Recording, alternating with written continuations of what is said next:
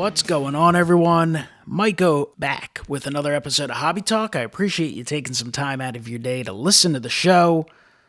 I'm very pleased to be joined today by someone who has been on the show in the past, but it was a couple years ago at this point, and I think he was a co-guest. Mike Moynihan, aka Baseball Collector. Mike, welcome back to the show. Hey, Mike, thanks for having me back. I appreciate it. Definitely a long time coming. Definitely thrilled to have you back. And of course, it's been a crazy year. Been talking about this a lot. Always talk about this. It's been a wacky year and a half, right? Not only in real life and the real world and all the crazy stuff that's happened, but also the fact that the hobby has grown, the card market has changed, ups and downs, good stuff and bad stuff. All sorts of different angles, so plenty to talk about that. But one of our main things we'll be talking about, of course, is the fact that the National Sports Collectors Convention, after taking a 1-year hiatus, is back. It's officially back. Everything is ready to roll, ready to go. We're less than 50 days from the time of this recording away. July 28th through August 1st, and it is something that we will talk extensively about because it's a big deal. It's one of those things that it might be hard for some just entering the hobby or some people who aren't involved in the hobby to be like, wait, you're flying somewhere or driving a long distance or spending a lot of money to attend a baseball card show, but it's certainly more than that, so we have a lot to get into. Yeah, I'm excited about the show. I don't know if you heard. First of all, Mike, on the day we're recording this, I want to tell you happy birthday on behalf of the community out there. Happy birthday, my friend. Well, I appreciate that. Is it weird being, 26? Does that feel strange? 26 plus, a decade and a few years, of course, but, Who's counting at yeah, this point? Who's it counting? just becomes irrelevant at a certain point. You just continue to gain experience, both in That's right. life and the hobby. Well, speaking of the show, you were mentioning it. Did you hear the news? They came out today on Twitter. They're actually changing the name of the show. It's National Sports Collectors Convention. They're changing it to the National Sports Card Investor Flipper Convention. Oh, is that official? Yeah, I mean that's what the hobby is. They want us to keep up with the times, and so they're changing the official name of the show. That is certainly the way that things have evolved and developed for sure. But that doesn't mean it's not still a great hobby and a ton of fun. And I always try when I produce videos and such to, when I think about it, to make sure I, make mention of that. There's still plenty of affordable ways, of course, to involve yourself in the hobby. And there's so many aspects of the hobby and so many ways to collect and so many different things to collect. But the National being back is definitely a big deal. And it's obviously an incredible amount of fun. So, is there one thing that kind of stands out when you think, all right, the National's on, I'm going to go. What is that main driving force for you, Mike? Of course, it's the people, but I enjoy going to see stuff. Yeah, cards are cards. There's just different stuff there too, right? There's memorabilia, and the auction houses bring all their big items, and you see cards and grades you've probably never seen before in person. Or I remember one year I held a game used Babe Ruth bat, that an auction house had, and it let you hold it. You had to wear white gloves. I remember, like the white glove treatment on that. Just different hobby things that you get to experience nowhere else. And it's got this amazing atmosphere. I think this year, maybe you could weigh in on this too. I think it's going to be crazier than ever. And you and I have been to many nationals. We've seen how just crazy busy it is normal in a normal year, right? The last time the national happened, the hobby hadn't boomed yet and the way it is now. So don't you think it's just going to be like nothing we've ever seen? I certainly think it's going to be on a whole nother level. So the hobby had, as a whole, been growing little bit at a time, for the last, I mean, it's always growing and, it's always moving around, but you definitely saw a difference in it over the years, early 2010, 11, 12. I think 2017, you saw it spike a little bit in terms of the rookie chase, a lot of interest in Aaron Judge and Cody Bellinger, and then the 2018 rookie hype, and you kind of saw that stuff growing. Shohei Ohtani, that's when you really start. There was, I think, some super fractor. It was like a bounty, like a $50,000 bounty on that card or something at one point. And I remember just kind of seeing that momentum grow, but nothing like it was in 2020. And with that, the hobbies continue to evolve and gain more attention. And whenever there's money and people seeing that, you're going to have people come in and want a piece of that action. And we've certainly seen that quite a bit. And in terms of not only the cards themselves, but the way social media is, obviously it's just gone to a whole nother level. It's just gone crazy. It's gone bonkers, just like the hobby itself and the prices on the hobby. And that's one of the things that's kind of helped drive the hobby prices so nutty because of all the action on Twitter about sports cards now, and Instagram is huge. Like, I'm not a huge Instagram guy, but I know that's where there's a lot of action in Facebook groups. And now YouTube, YouTube really used to be just a bunch of collectors, and then of course you'd have breakers and stuff posting their stuff, but it was really collectors based. And now when you take a step back and look at the current landscape of YouTube and sports cards, it's really been dominated, at least on the newer, more attention driven, more things with the most views are getting. It's all about flipping and investing and people kind of giving advice. And it seems, and of course, it's hard to know every person involved in all these, but it seems to be coming a lot of people who have been in it for a year or two, and they're just kind of showing, hey, look, you can flip cards, you can make money. So it seems what it's a lot about. Now, of course, there's a huge core base of collectors out there, and a lot of people who've been making videos on YouTube for years, some even a decade plus. There's a lot of them out there, of course, but that's just the way it feels. And then, of course, you have like the corporate feel, and now you have people building brands. And I think you're going to see all that on display at the National, the main stage. You're going to have some of these people giving advice, these hobby experts who haven't necessarily been around a ton of time, but they either have big time backing and they're able to promote stuff. So I do think you're going to see, and this is all hearsay, and you can, or at least from my standpoint, because I wasn't there, but from what I've heard, and you can obviously speak on this, the Dallas show, you had some camera crews following people around and stuff. And you think about it, if that's going on at a regional show like the Dallas show, what's going to happen at the national? So I think we're going to just see all that stuff community wise. And then when you think about all the prices and the stuff being sold and the amount of people coming in, I think it is going to be absolutely wild. So that's my very long winded, Yeah. filled with a lot of information kind of answer there. Well, yeah, the Dallas show was, I mean, there were literally dozens of guys walking around with camera crews kind of thing, and guys holding boom mics. And I mean, it was certainly interesting. All of them seemed like kind of the flipper guys. And what the weird thing is, I don't know any of them.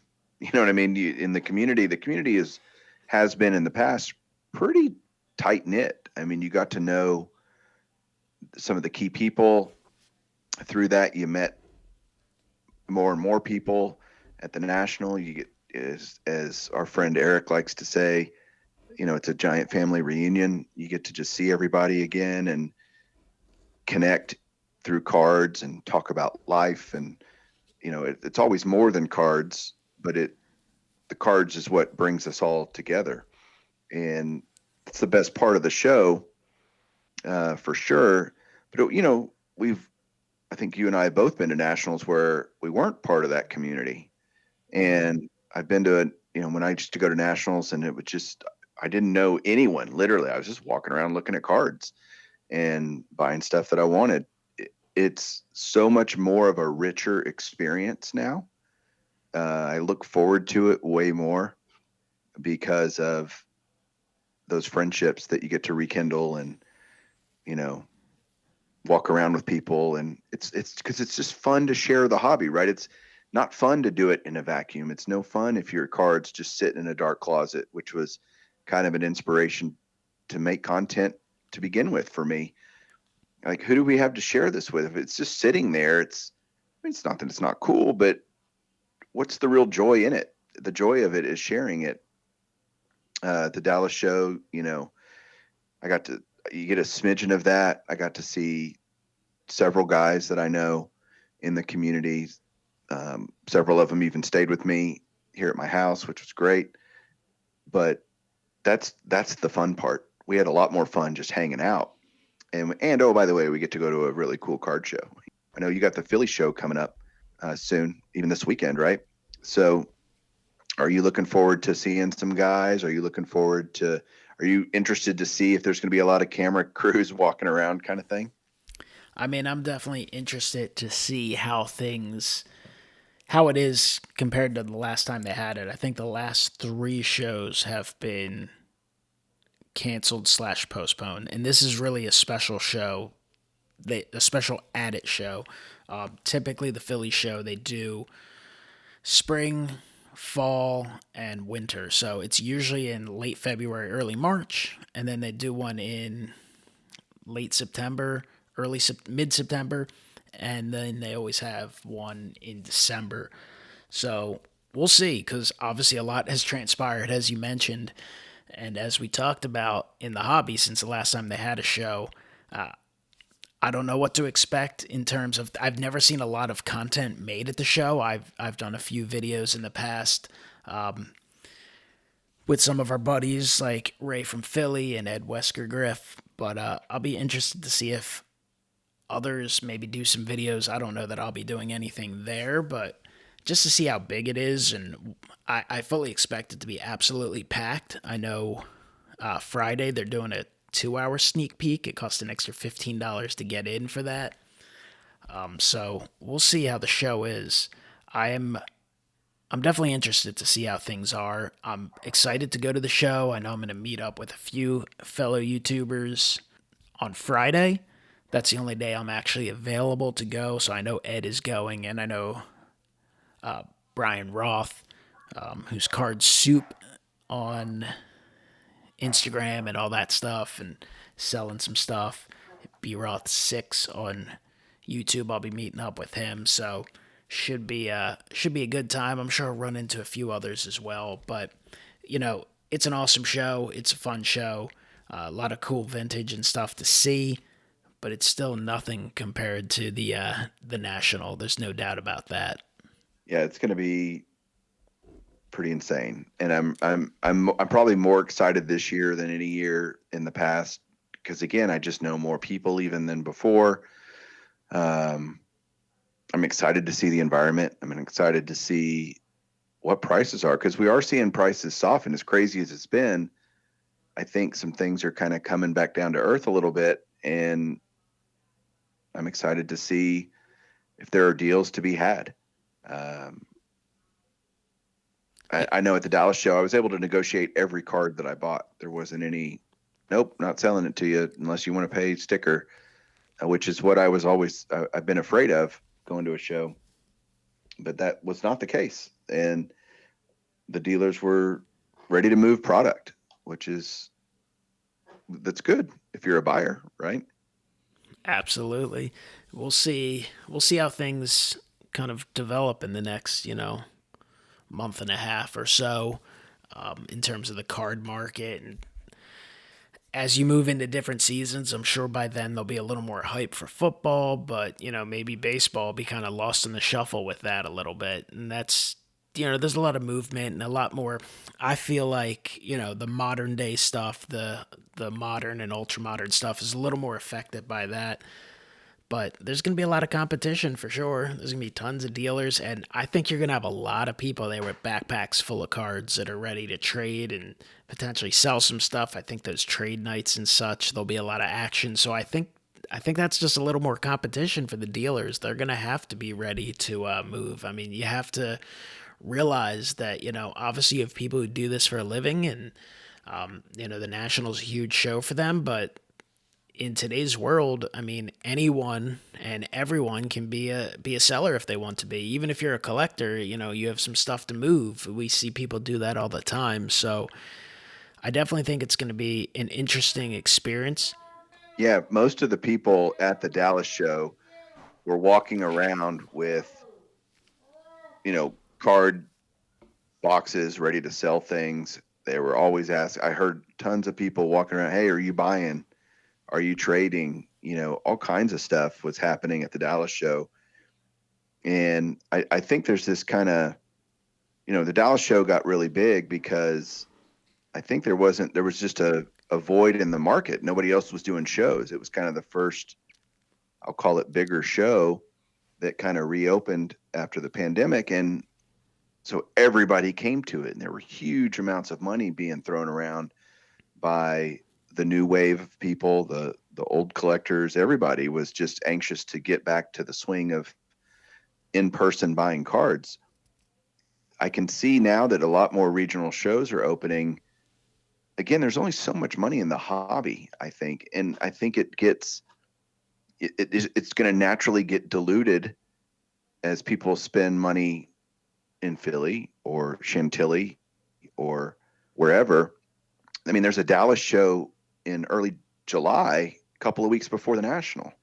And I know, like, for me, my choice is, well, I can't do both. I can't go spend, we all have hobby budgets. I just did a podcast about this, about hobby budgets. We all have them.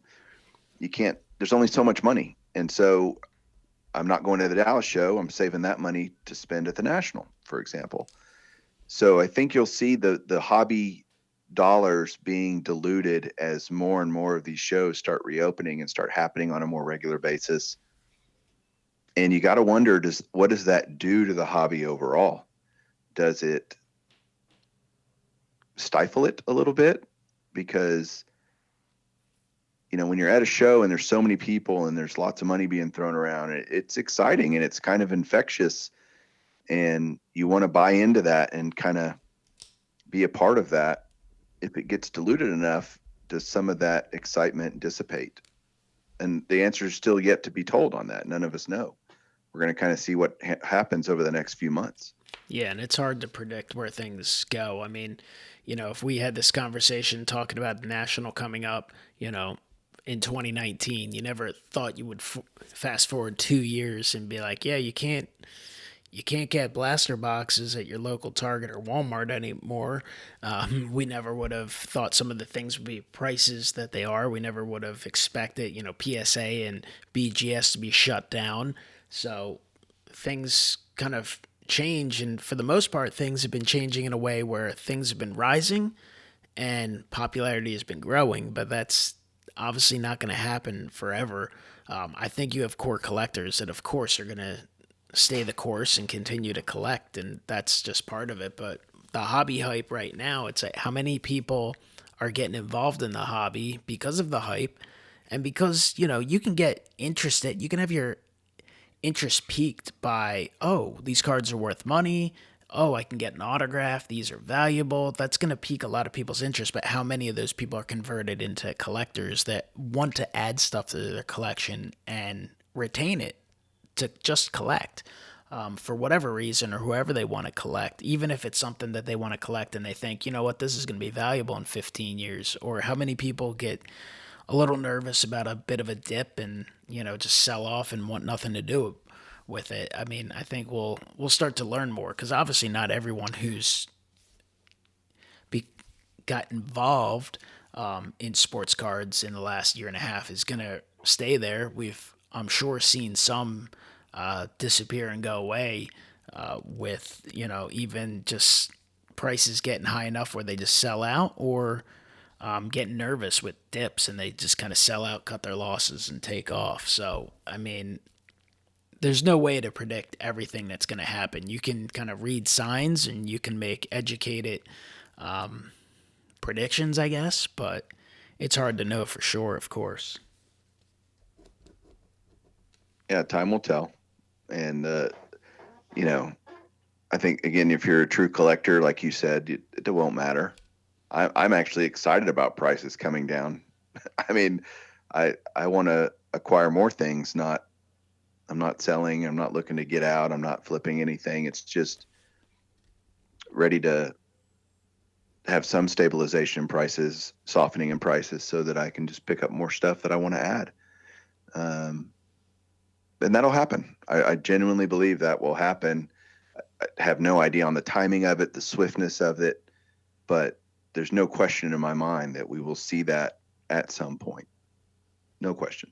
Yeah, I've there's been always doing going to this be 40 hype. years. A lot of people act like or Yeah. think that, oh, this guy's got this hype and this rookie. I mean, there's always hype with rookies, and that's one of the exciting parts of collecting is, being right about some stuff, being like, you know what, I like this guy, I'm gonna buy some of his cards, and it's just you might not even be looking to cash out on him. It's just something nice about being correct, but just not every guy's gonna pan out in any sport. I mean, you kind of constantly hear like, oh, is this guy gonna be this or that? And of course, there's a lot of good young players in baseball and basketball, and they're exciting people. The NFL as well, but that's another force that kind of drives things is everything that's going on now. But how long can guys sustain success, and can they consistently do it long enough to kind of keep the attention of the hobby? Because attention can be lost very quickly.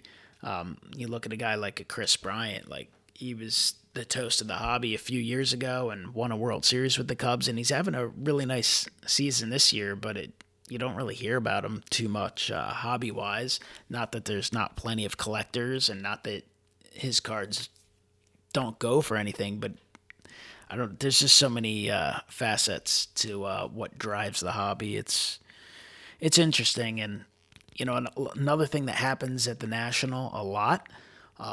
People breaking products and breaking boxes and having fun. Of course, there's some stuff that's outrageously expensive, and there's some stuff that's very affordable, or at least in the past.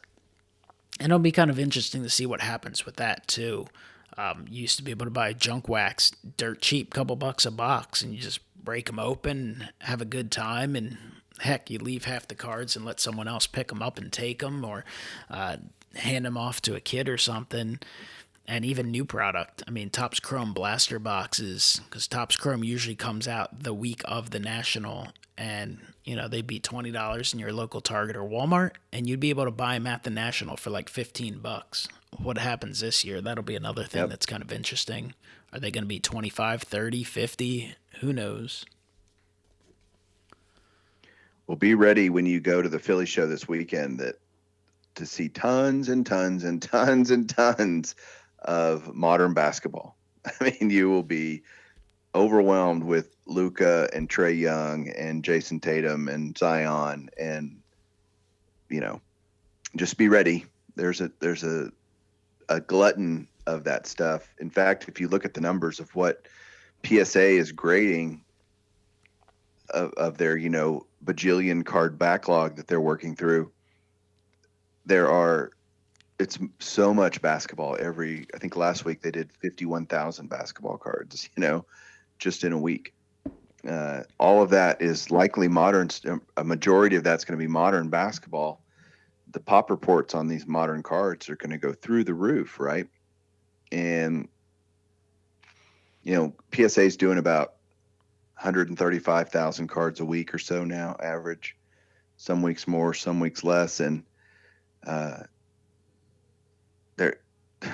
Let's talk about. You want to talk about PSA for a little bit?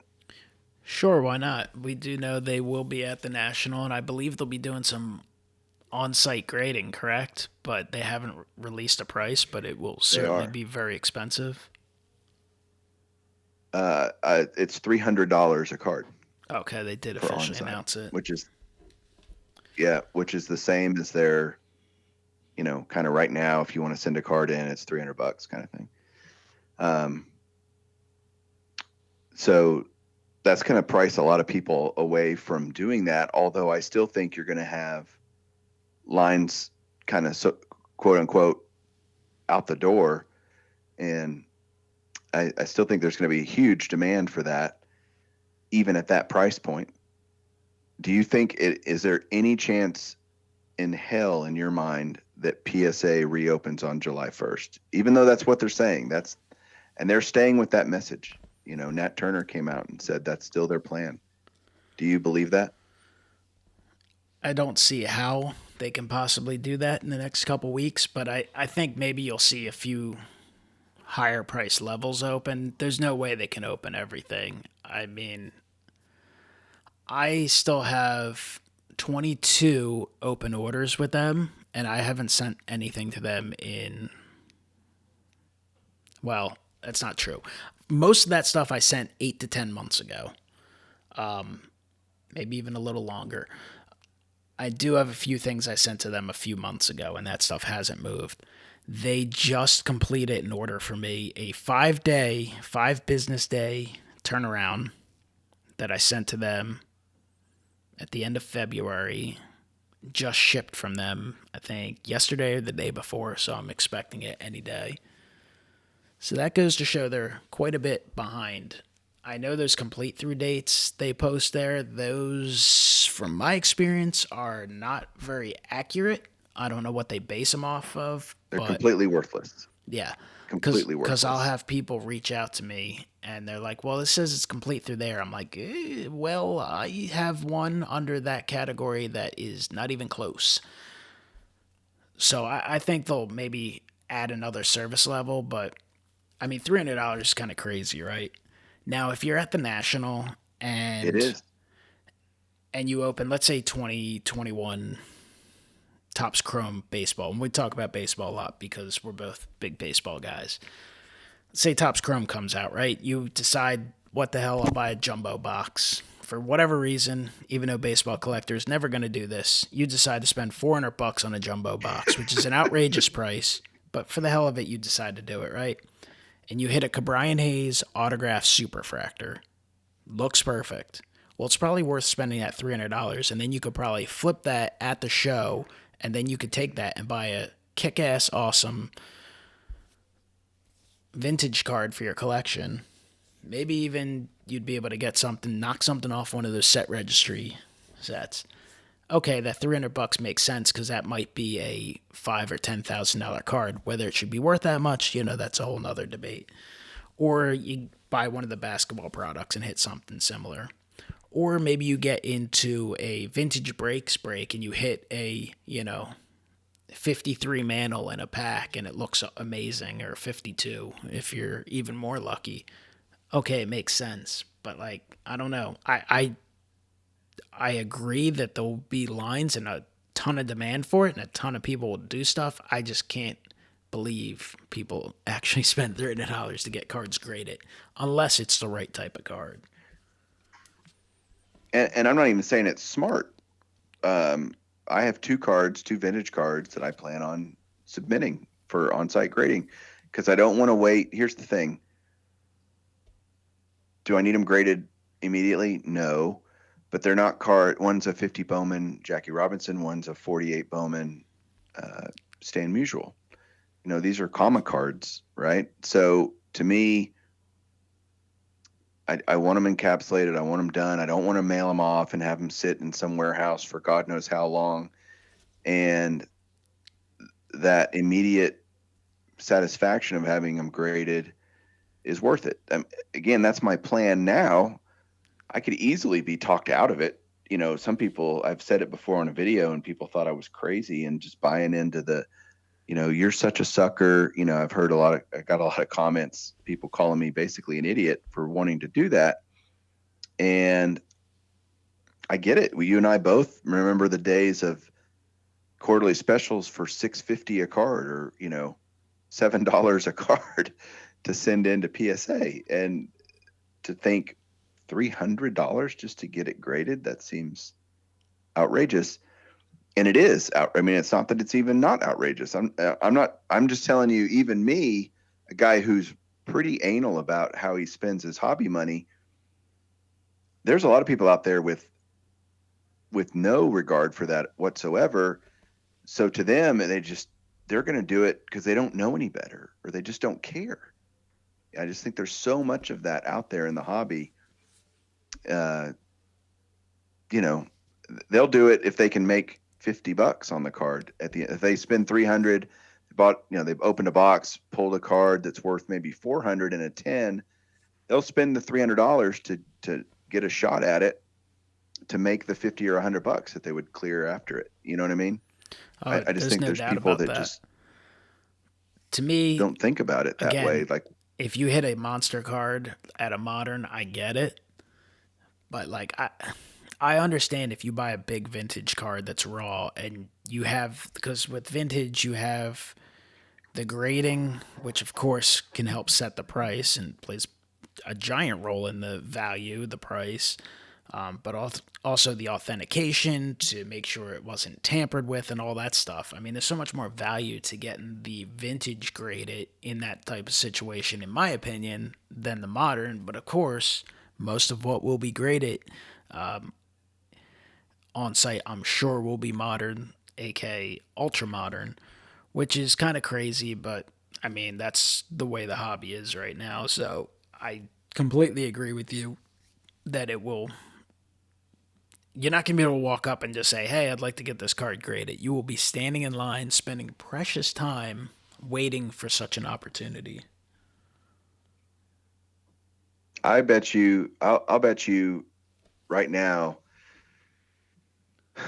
any good amount of money you want to bet, not that we really have to bet, it's more of a figure of speech, but there will be people in line for PSA submitting cards at the $300 level that are turning in like a Topps Chrome Lou Bob rookie or something that's not even worth the cost of grading because the anticipation, well, this card's only going to go up, so I'm going to go ahead and get it graded, and not knowing not realizing these people that there's 50,000 of those at PSA right now waiting to be graded, or whatever the numbers are, right? It's some huge exorbitant amount of them coming down the pipeline that's going to make that pop report completely irrelevant. Like, oh, everybody in America could have a PSA 10 Luis Robert rookie card, by the time they get done grading them all. Yeah, the pop report on the newer products is definitely artificially low at the current time. Correct. It won't be in 6 to 12 months, but I don't think people see the forest for the trees. They simply don't know any better. These new people in the hobby just don't know any better. And that's, I think, the biggest, saddest development that I see in the hobby just overall is these new people coming in. They don't know about bad times in the hobby. They've only experienced hobby in a rising environment, not in a depressive environment like I've been through and you've been through in our hobby careers. And again, it's not that I never hated it or anything. Oh no, this is terrible. It just was what it was. And I think a lot of these people are going to have a rude awakening when they wake up one day and, oh man, I spent all this money to get these cards graded or to open boxes or whatever, and it's worth a fraction of what they paid for it.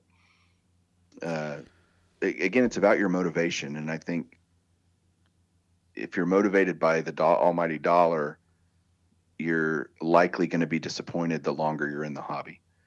If you're motivated by altruistic, it sounds so bad, but if you're just not motivated by money, not that, again, nobody wants their cards to be worthless.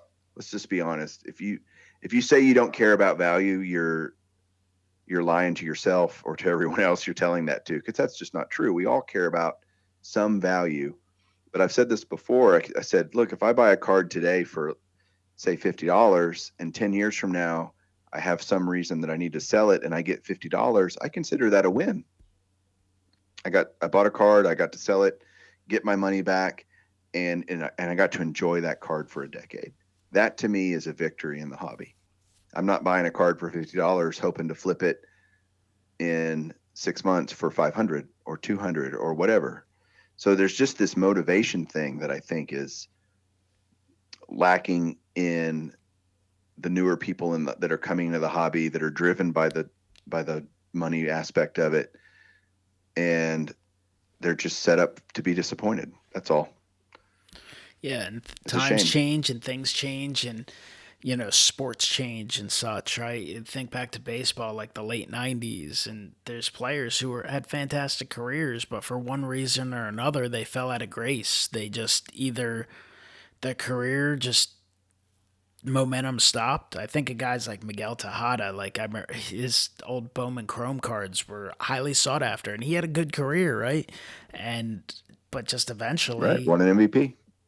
eventually you just don't continue to produce where you put up the type of numbers that's going to get you into the Hall of Fame and you eventually get lost in the shuffle.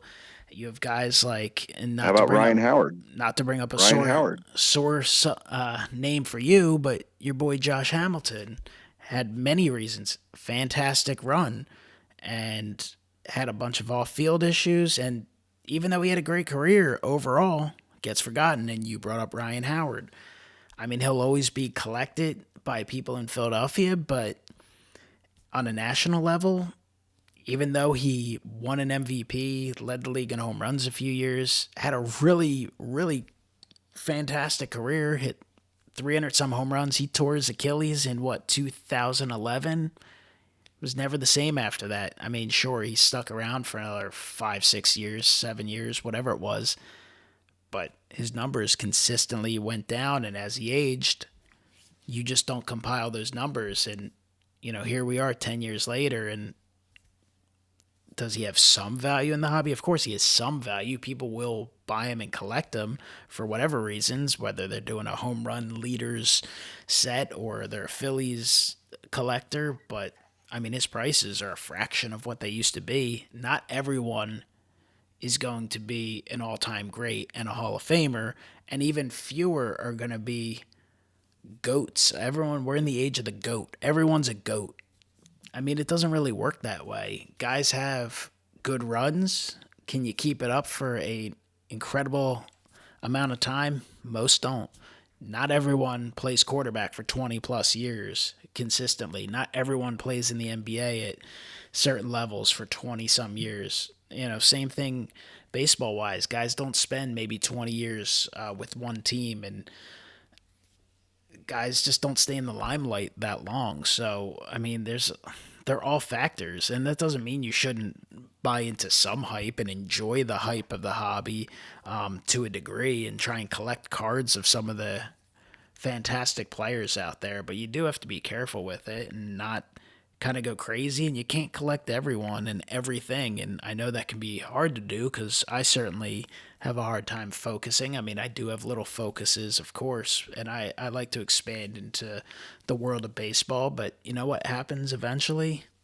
And I'm not a basketball or hockey guy really, so I don't really deal with that. I'm a big football fan, but I collect very little football because it's too hard. There's too much going on, so I kind of put all that focus into baseball. And I do obviously collect tons of Philly stuff, but I love Hall of Famers, and I do like the modern stars, but you have to limit yourself in some of those aspects. You just can't do it all. How about, Prince Fielder? Or I'm just thinking of guys that had periods of being outstanding ball players, right? And I think that one of the worst things that's happened to baseball, and one of the best things, is a guy named Mike Trout, right? You've got Mike Trout, who, without question, is the best baseball player on the planet. By the time his career's over, he's going to be known as probably one of the top 15 to 20 greatest players of all time. I truly believe that. And now everybody, because there's a Mike Trout out there right now, well, everybody's going to be Mike Trout. then here's the next Mike Trout, whatever. There's only one Mike Trout. There's only one Babe Ruth. There's only one Hank Aaron, one Willie Mays, Mickey Mantle, Joe DiMaggio. Um, and you've got just, is Acuna a great player? Sure. Is Soto? Yes. Are they going to be that great? I don't know. Am I willing to take that risk by paying all this money for these players that might end up like Alvin Davis? Or that's really an old school reference from the mid 80s. You just don't know. And I don't like to play in the realm of I don't know. I'm not a speculator. And there's a lot of people that are, and that's fine. Collect what you want to collect. But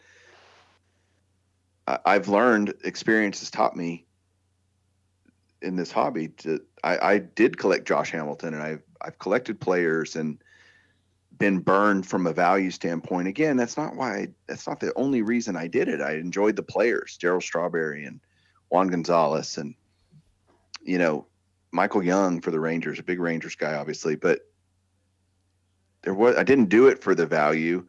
I do look back and think, man, that sucks that these have fractional value to what I paid for them. And that kind of bums me out. Nobody likes to just waste their money. I look back on it and go, man, if only I had done the Hall of Famer stuff earlier. And that's what ultimately converted me to being a Hall of Fame collector, because I love the history of the game, like no question. I love learning about these players and collecting the legends of the game. But it was also man, if I'm going to do this long term, where's the long term, at least some reasonable terminal value at the end of the rainbow? And it wasn't in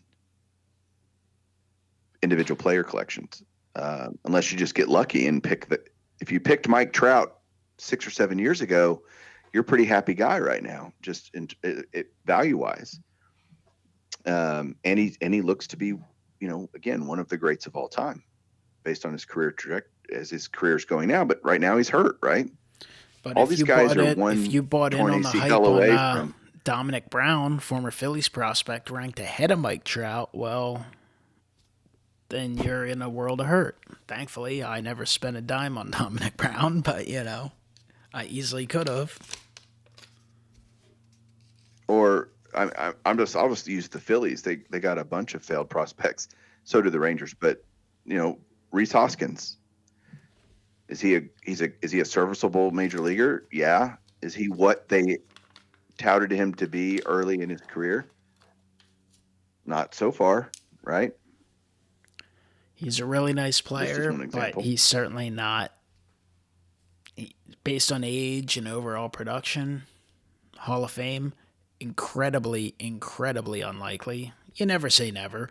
I mean, I've brought up the examples of a guy like Edgar Martinez, who didn't really start playing until he's 30, so you never say never, but, I mean, would I bet a dime on it to win 1,000? Probably not.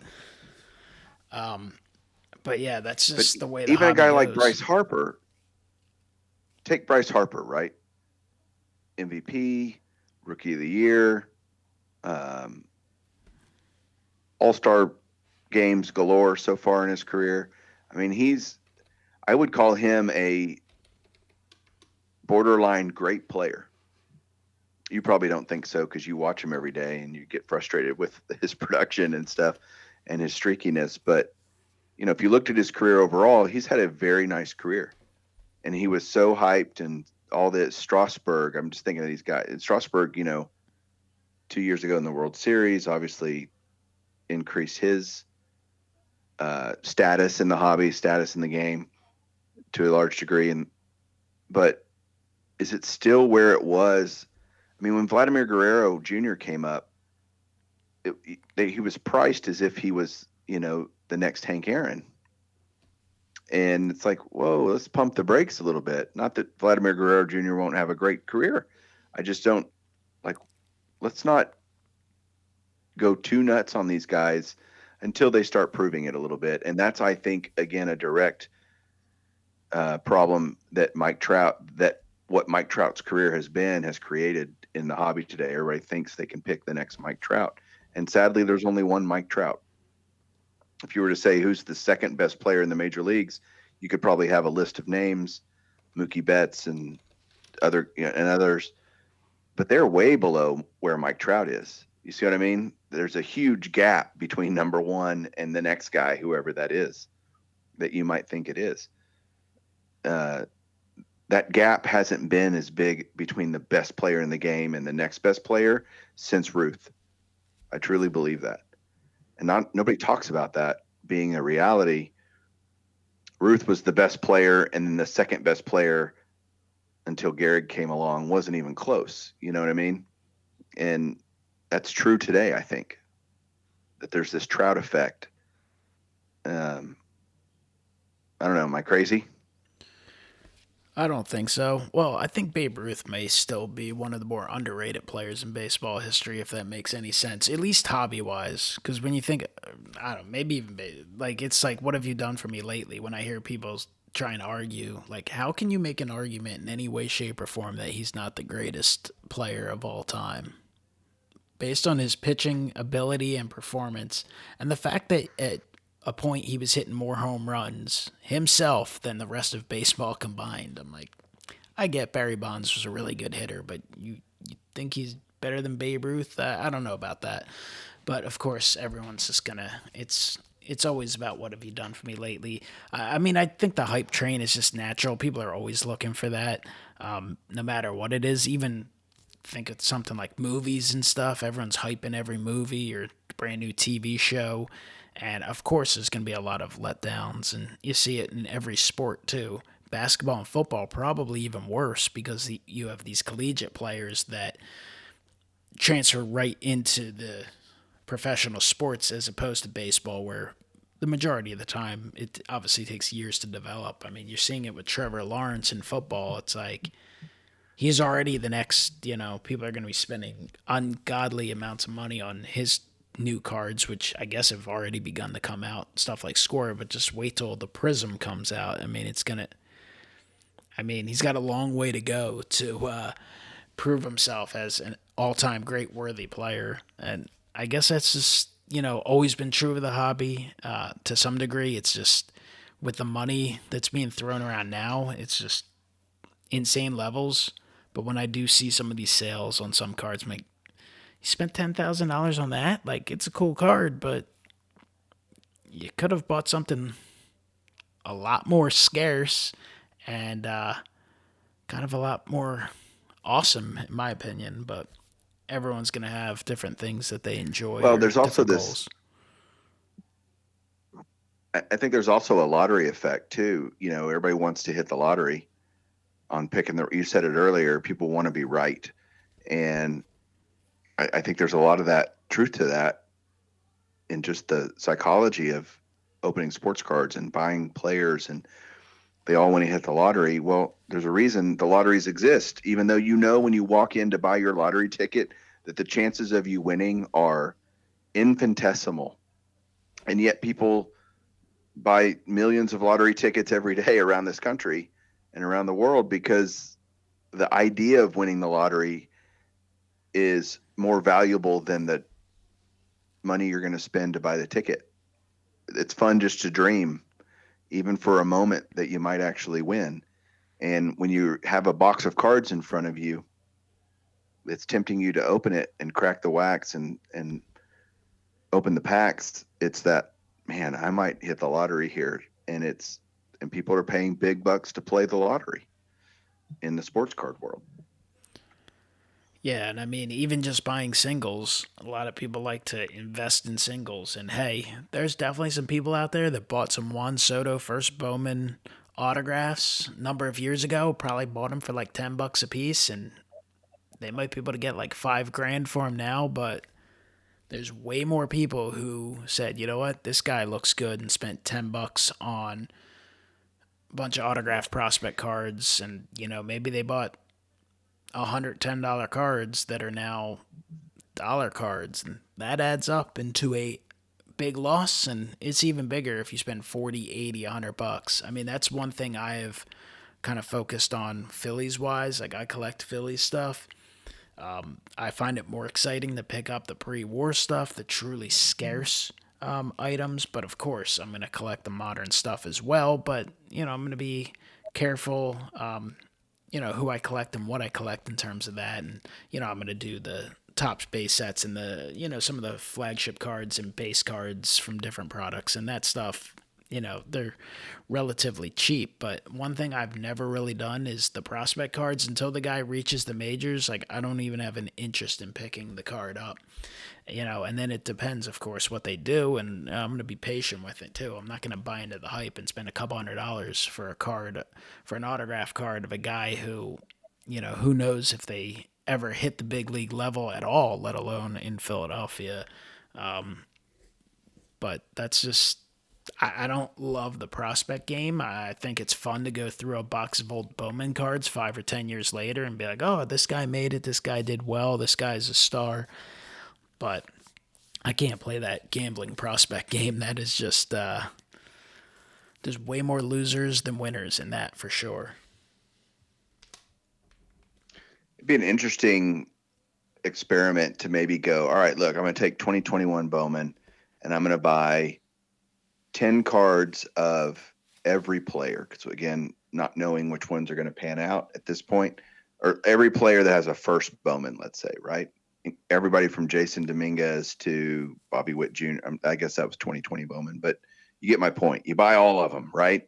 I wonder if you made an experiment and said, okay, I could get them all for $5. Let's just say you could get them for $5 a piece or something, and there's 100 of them. Spend $500 to get them all,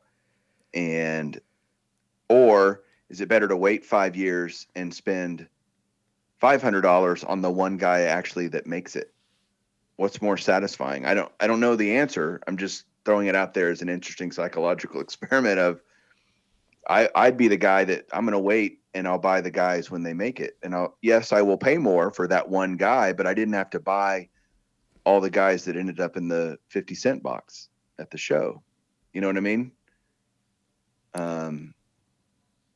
Be interesting. You could go back and I'm sure you could go back year after year in Bowman and go, God, I remember. You could look at name after name and go, I remember when this guy was the number one Jerks and Profar, for example, in using Rangers disasters.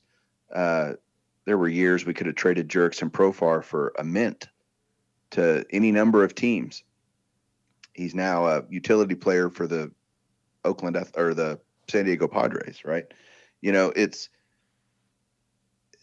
even the guys that are super hyped will still have a huge propensity to be never going to make it or never made it.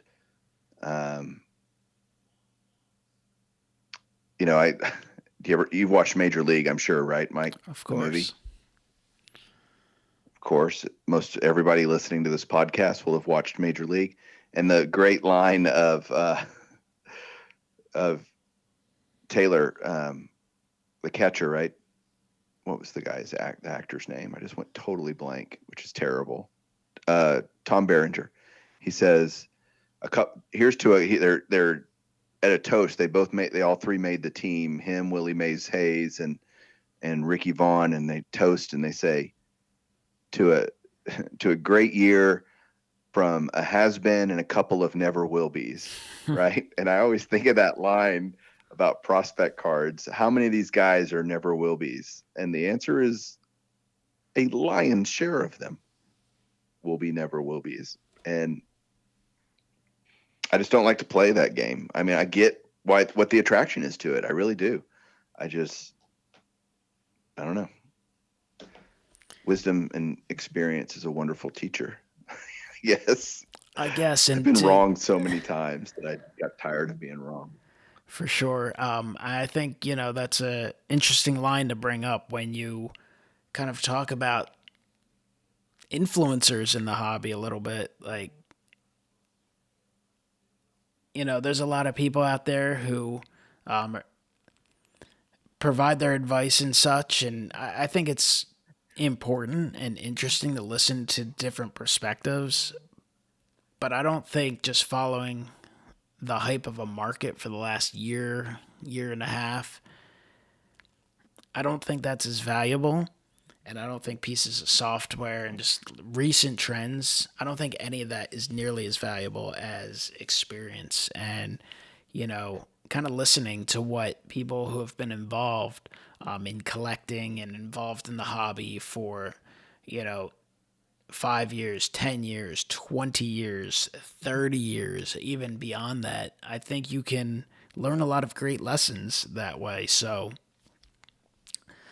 talking a little bit about the community, real quick, I think there are a ton of collectors out there where you can just gain a ton of knowledge and learn a lot. So I would definitely recommend people who aren't familiar with collectors out there, have just kind of gotten involved in, this is put out in more places than YouTube. So if you're not even familiar with YouTube, I mean, you can bounce around to kind of different channels, and not just the recommended ones, and you'll learn a lot and you'll meet a lot of these people perhaps in some videos, if you're watching content from the national, which of course I do want to get back into a little bit, because the experience and seeing how things have evolved in sports and in the hobby, I do think is invaluable. And only time can build experience. You don't learn all that stuff in, the matter of months or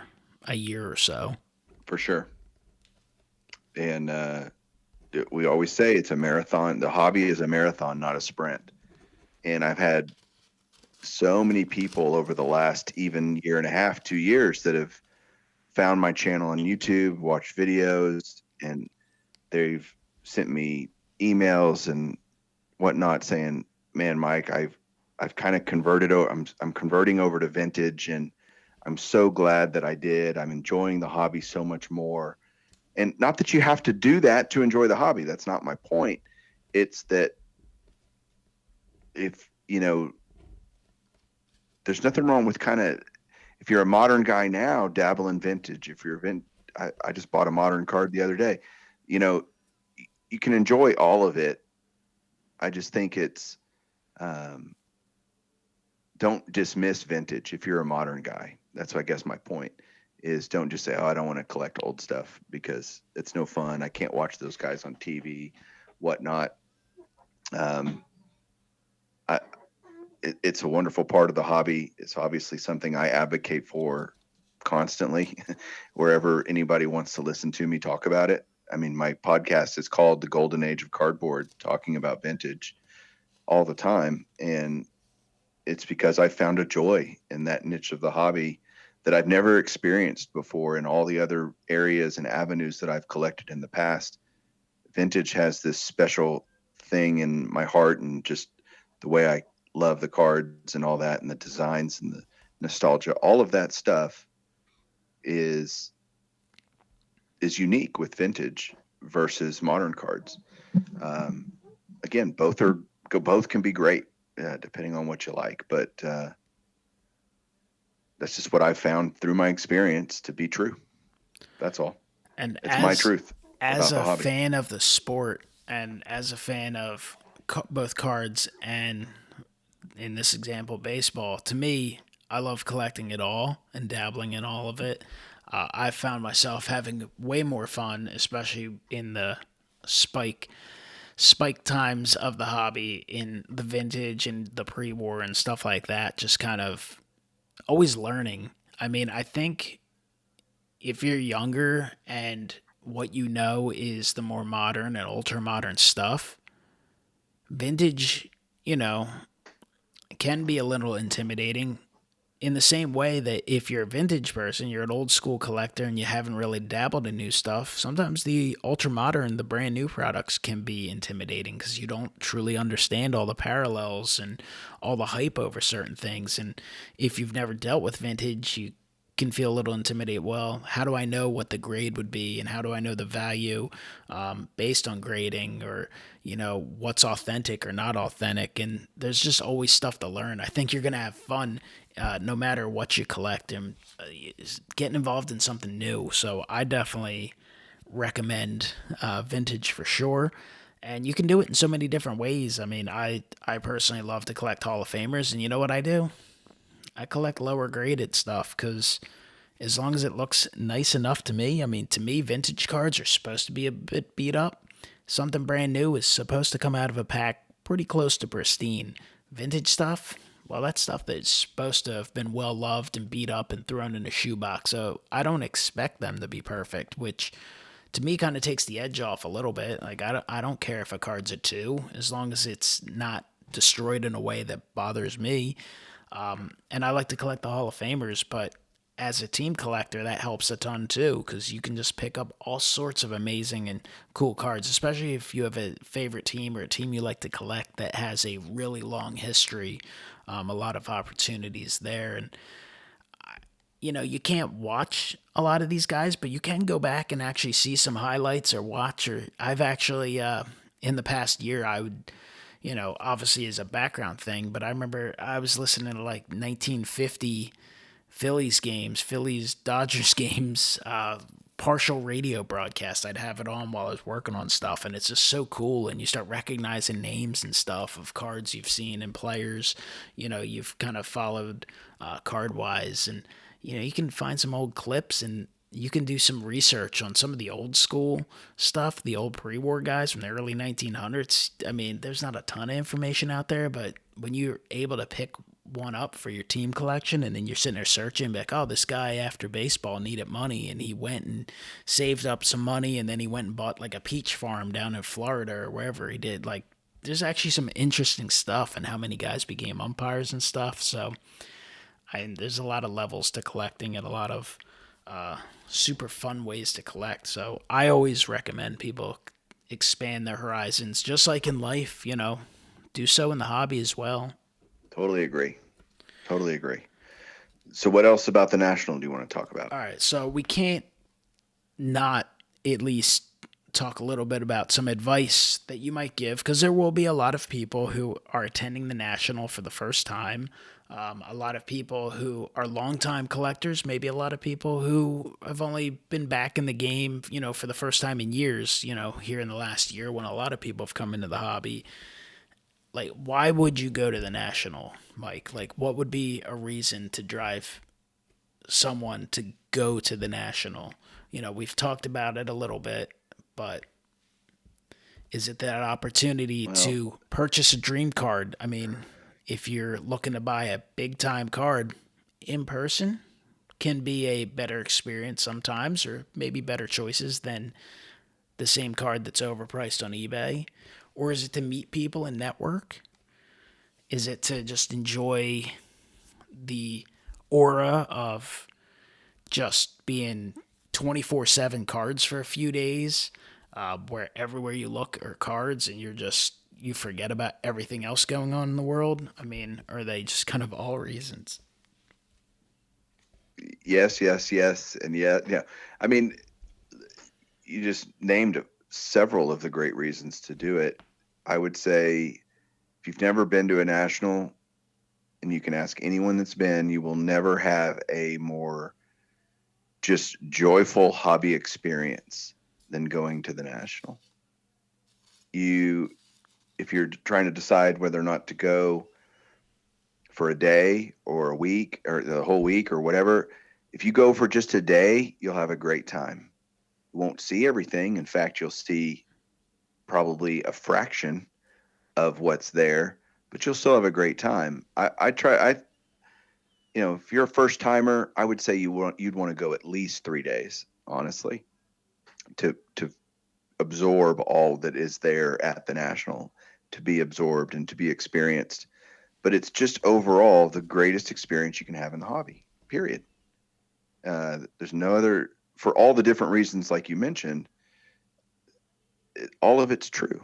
You'll be dead tired at the end of every day.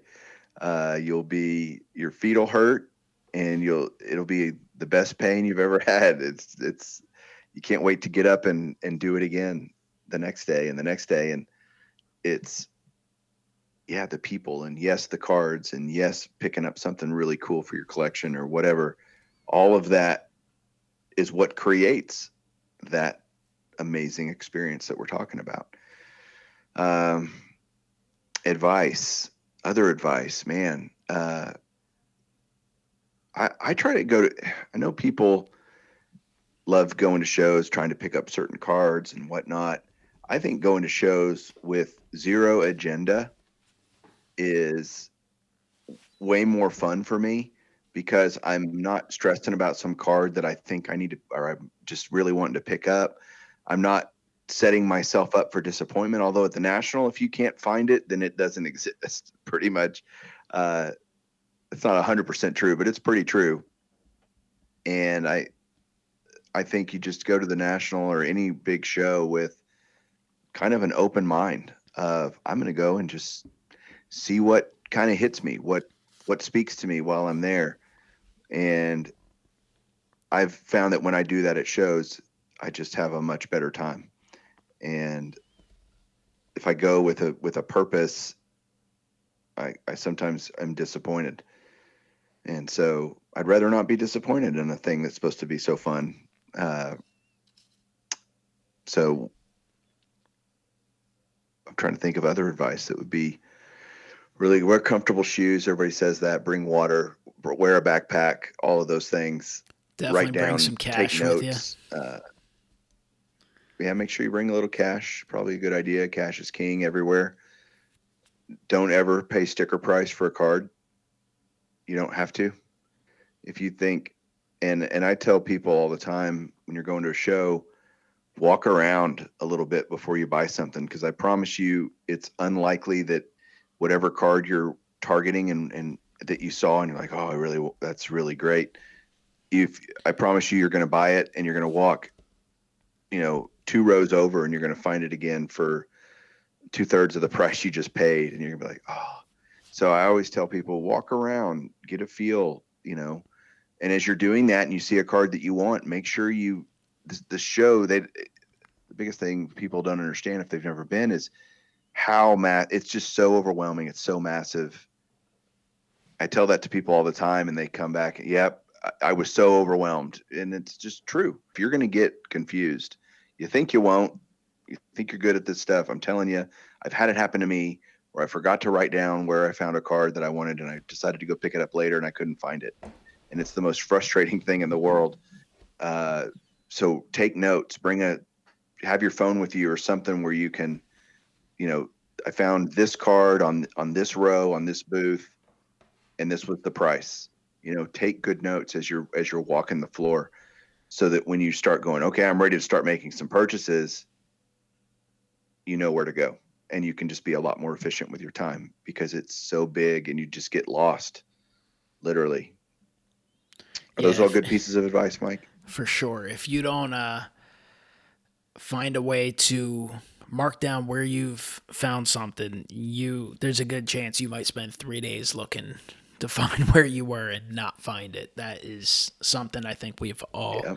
dealt with because you walk in and it's hard to describe the whole national experience is really hard. It's something you have to experience. It's hard to describe fully. And of course, people in your life who are not sports card fans or know nothing about sports cards, they're gonna think you're nuts. But like, you're gonna have a great time. You're gonna walk in, you're gonna get some chills.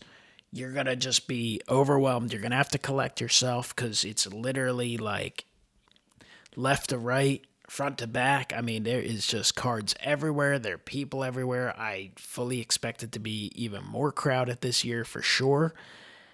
And it's just like, it takes some time to collect yourself.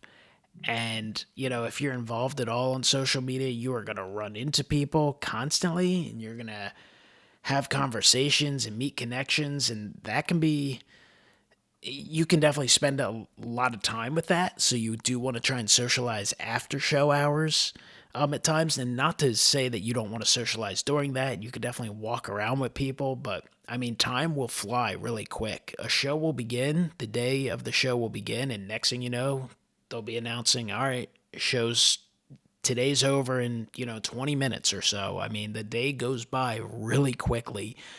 And it's a crazy great experience. It's joyous. You will absolutely forget about everything all the stuff that goes on in life and all the things you have to worry about, you will be just focused You'll on lose yourself. you'll focus on this Yeah. stuff and lose yourself in the cards and the community and all that for a number of days.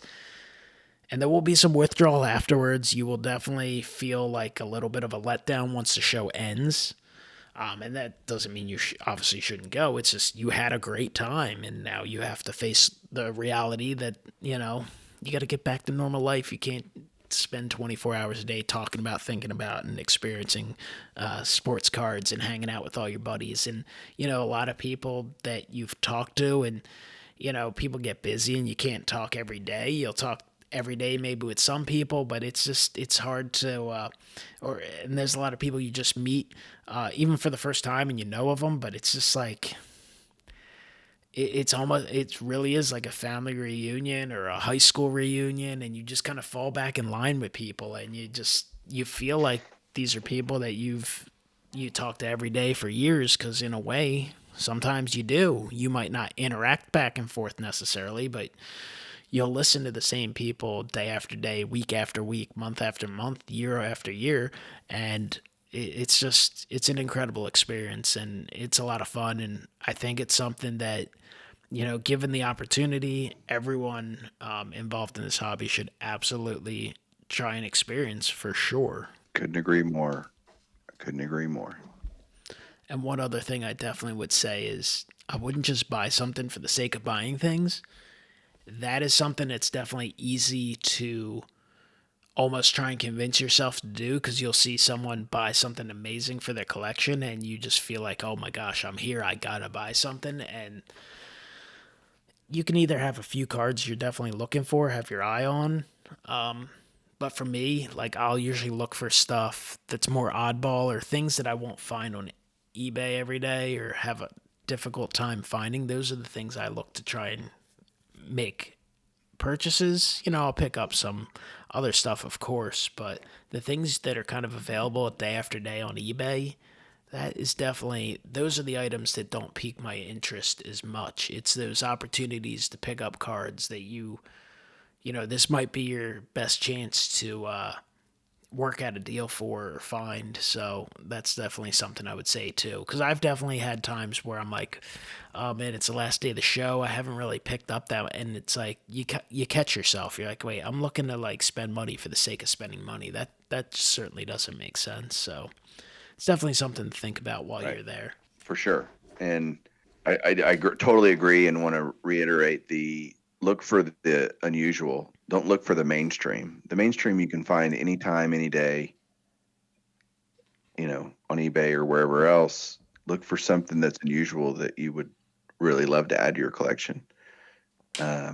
Because I still have cards. I have tons of cards that I bought at Nationals, and I can tell you several things. I can tell you where I bought it, which National, what I paid for it. I can tell you who I was with, which is probably the coolest part, because you share those experiences of buying those cool cards with other people that oh man, I was with, I don't know. I remember MikeO, you and me, the first time we met really was, I think, 2018 at the National, like in person. We'd known each other for years before that, but I remember you and I walking. The first thing when I met you, we walked over to, because I still remember this. We walked over to the deal of the day at, oh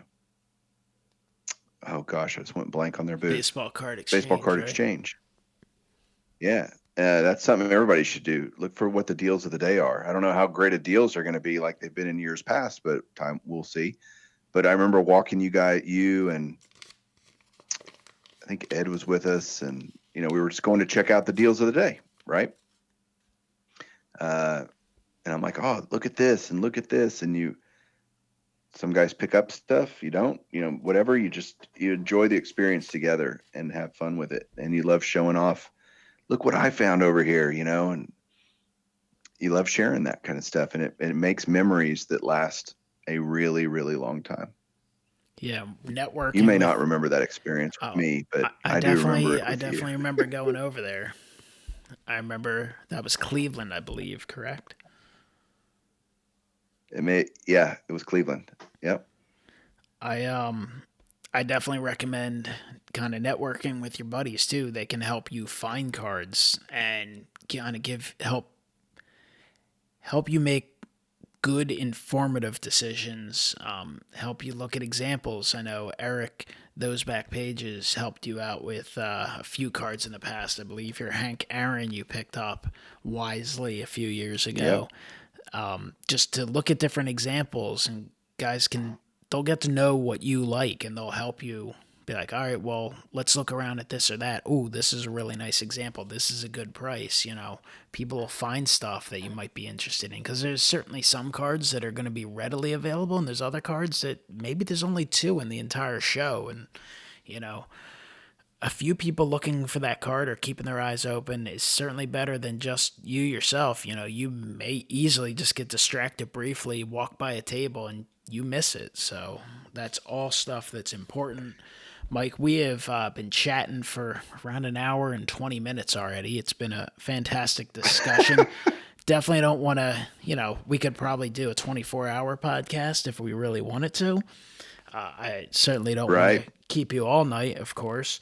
But before we wrap things up, definitely have a lot of things for you to kind of talk about and pump up a little bit. Obviously, you have the channel Baseball Collector. You're back on there making videos. Obviously, people enjoy the heck out of that channel and all the stuff you do on there. Tons of content, putting out mail days and showing off portions of your collection and some of your set registry stuff, and sometimes just providing thoughts on anything and everything going on in the hobby.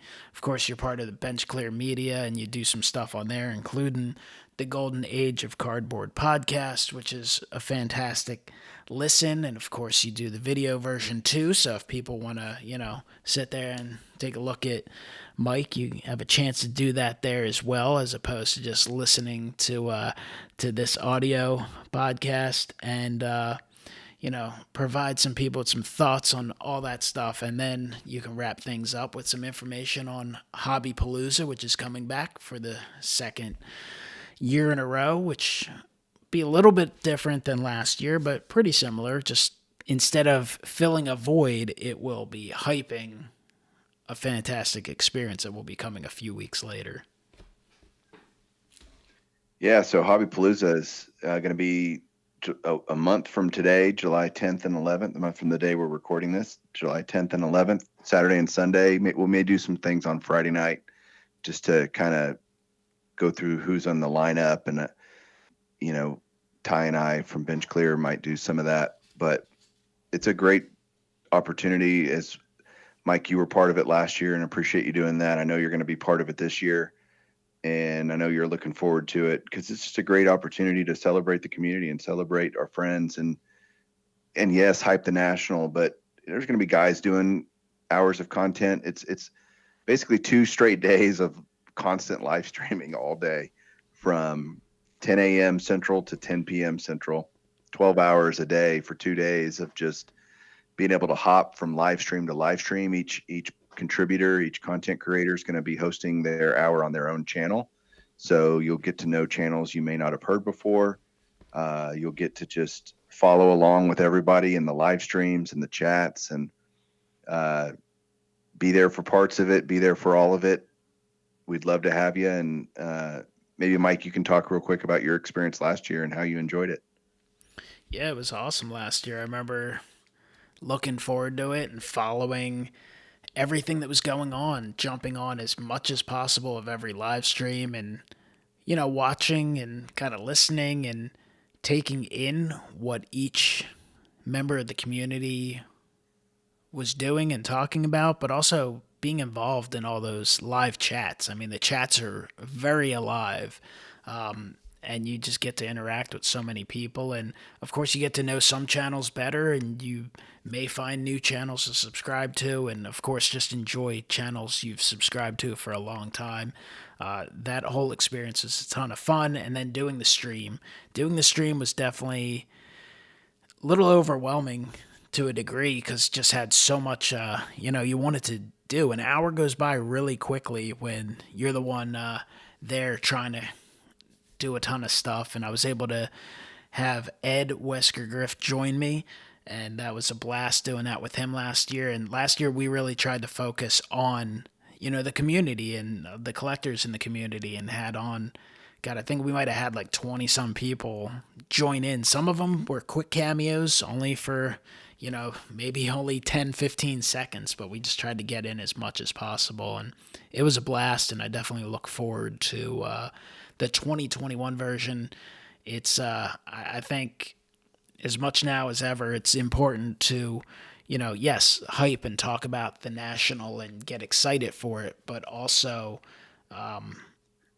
shout out a lot of channels out there and interact with the community, because it can definitely get tough, during the course of the year. It can just, post videos and, of course, watch videos and post comments here and there, but it gets difficult to keep up with it maybe as consistently as you'd like sometimes. So this is a great opportunity for everyone to kind of get together and hang out and promote each other and the channels and just have a ton of fun with it. Well, if it's something many of you guys are out there thinking you'd want to be a part of and just participate by watching and just being in the chats, like Mike said, we have a website. It's called thehobbypalooza.com. It'll have it's currently live. You can go watch last year's if you just want to see what it's all about. For now, over the next couple of weeks, we'll be adding in who's participating, who's going to be hosting hours of live streams, and the schedule of how that's going to look as we start putting that together over the next few weeks. So I'd love to see everybody come be a part of it. It's definitely going to be a ton of fun. Definitely something I highly recommend everyone checking out. How about the Golden Age of Cardboard podcast? You're trying to put them out weekly, I know, but you're definitely getting them out somewhat consistently, at least, right? Yeah, trying to. The goal is to have a weekly show. Anybody that creates content knows that's not always the easiest thing to do, and just been trying to do that. That's on every podcast platform out there that you want to go look for that. That'd be great. It's also, again, on YouTube on the Bench Clear Media channel. And I've really enjoyed doing the podcast. I've been surprised. A lot of people had told me in the past, you need to do a podcast. I was like, oh, no, I got enough on my plate. And once I joined Bench Clear, and that became something that I was really encouraged to do by Ty, I am so glad that I jumped into that pool and am doing that. I'm having a lot of fun focusing on the things that I love, which is the vintage era, and focusing on players or teams or sets or you name it, just everything vintage, and pricing and budgeting. And I mean, so many different topics that have been covered already in the about 10 months that I've been doing it. So that's, again, anywhere you want to listen to a podcast, you can go search for the Golden Age of Cardboard and you'll find it, and hope you enjoy that too. Yeah, and I definitely think the long form can be a great thing, right? There's a time and place for everything. There's a time and place for the 5-minute video to just watch real quick when you have 5 free minutes. And there's a time and place for the hour to hour and a half podcast where, hey, a couple commutes back and forth, boom, you get through an episode. If you're sorting cards, I actually seek out longer videos more often than you would think, just because I don't want to just, have 5 minutes and then have to find something else, have 10 minutes and find something else. I think it's just great to enjoy the hobby and perspectives and people's commentary on such. So I would highly recommend checking out Mike's podcast. I think it's obviously well done, and I've enjoyed the show for sure, and I've enjoyed this episode, and I appreciate you joining me once again, and hopefully we do it again. Hopefully it doesn't take us years to do it once again. Hopefully we can do it again real soon. I'm here whenever you need me, Mike. I'm at your beck and call, my friend. Anything for you. Sounds good, Mike. I appreciate you joining me, and I appreciate everyone taking the time out of your day to listen to the show. Please check out Baseball Collector on YouTube. Check out thehobbypalooza.com. Check out other episodes on the MikeO channel. And of course, if you're listening somewhere other than YouTube, check out the community. A ton of awesome collectors and content creators out there in YouTube land showing off their awesome collections. Appreciate you listening. Have a great one.